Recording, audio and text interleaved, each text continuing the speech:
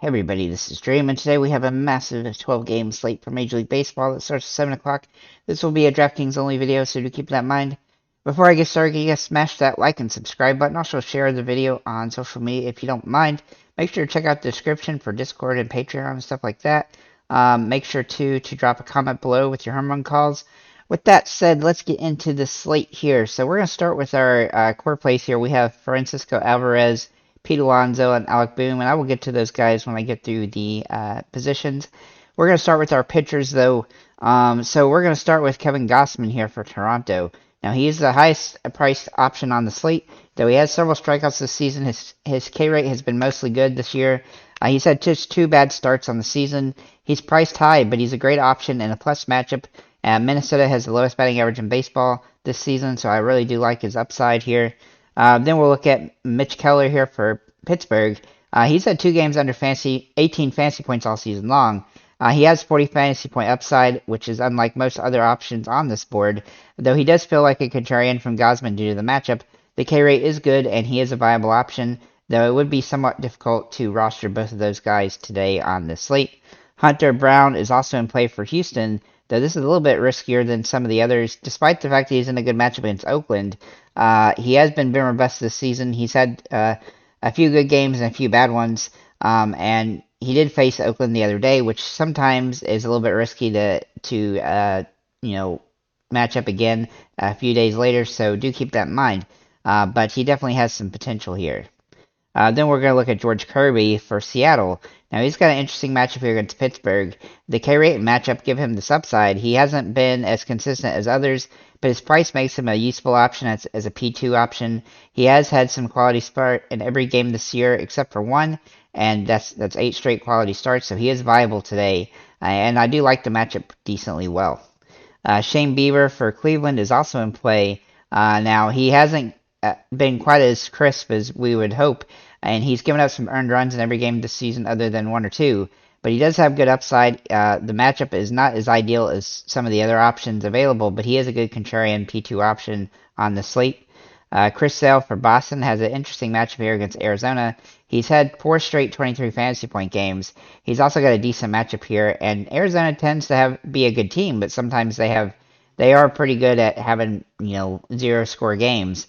He has given up some earned runs in most of the games this year, but he does have a K rate that's relatively solid, and he's pitched better as of late. Then we'll look at Freddie Peralta from Milwaukee facing San Francisco. The K rate has not met the expectations, but he definitely has upside. He has not passed 6 innings on the season, though, so he does feel risky despite being pretty inexpensive. He is a good contrarian P2 option on the slate.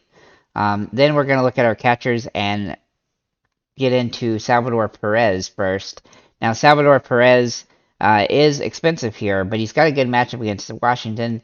He's got good matchup metrics, and I do think Corbin is suspect in this game. He is somewhat expensive, but he is viable. Then we'll look at Francisco Alvarez. If he draws the start, he will be a near must-play for me. He's hit the ball really well lately. He's been having really good fantasy point games, and he's pretty cheap, so he helps you pay for other options, and he definitely gives you some great opportunity here. As for the catching position, I think there are plenty of options in any price range you want here, but the value options definitely seem too good to pass up here. You could also consider Adley Rutschman, Sean Murphy, and William Contreras at this position. Moving into the first base, Pete Alonso is an obvious play today with his home run potential, and he's been mashing lots of them. He's had 6 home runs in the last 9 games. Now he's in Colorado. It just seems like a match made in heaven for him to hit more home runs. Don't overthink it too much. His price is high, but he's definitely viable in this one and has great opportunity here to have a big game.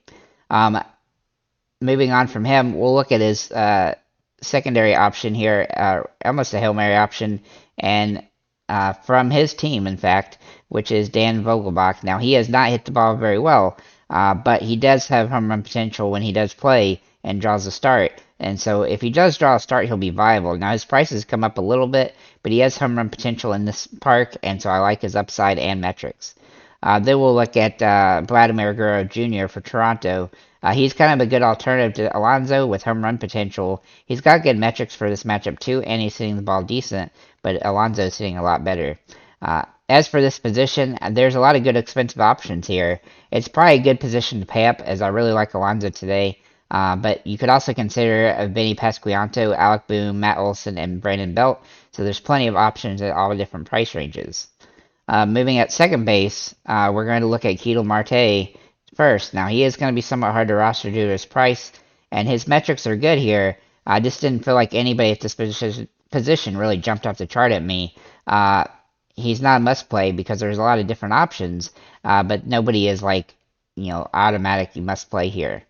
Jeff McNeil is in play if you go with a Mets stack, though he doesn't have the home run potential some of the other guys for this team does. He does have some low-end stolen base potential and good hitting potential, so I do think he's viable at this position due to his price being so cheap.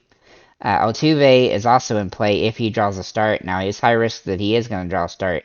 He's only played in 4 games so far, but one of the games he did face Oakland in the last one, including this pitcher, and he scored 9 fantasy points against them, and that was the second game against or the third game here against Oakland, I believe. So I do think he's got some upside here, but he's somewhat high risk, high reward in this situation, and he's not a must play unless he draws a start.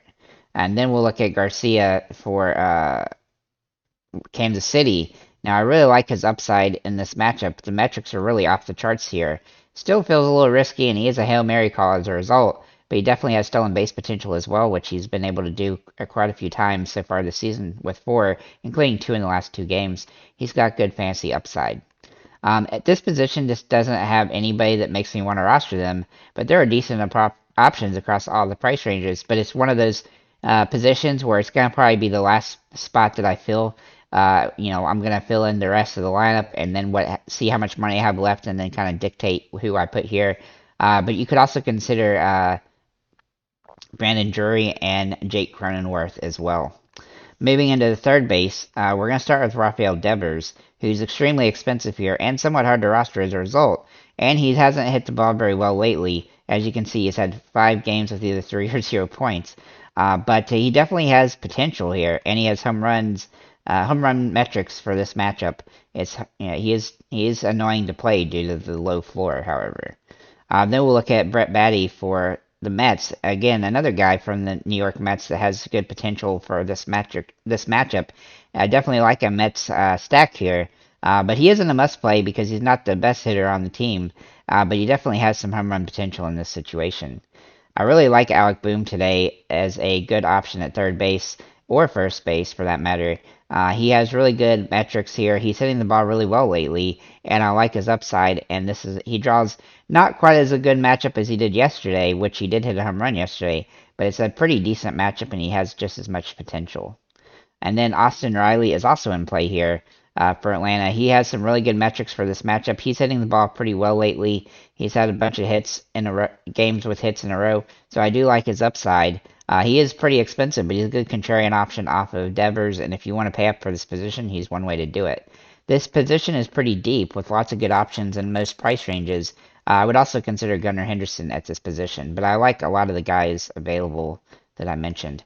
Then we'll look at shortstop. We're going to start with Trey Turner, who has really good metrics here, but he has been hitting the ball decently, and he's even having some games with good scoring, but he hasn't been as consistent as we'd like. And his price, while it is high, it's a little bit down from what he normally is at. But the metrics are here for home runs. He just blew it yesterday, but he had a home run 2 games ago, so I do like his potential here. But he is a little bit harder to roster just because he's been a little bit in a kind of a slumpy time frame. Then we'll look at Ahmad Rosario. Now, he has not hit the ball very well lately or this year, but this matchup gives him some good metric opportunity and fantasy point potential, including stolen base potential. He is high risk but high reward at this position.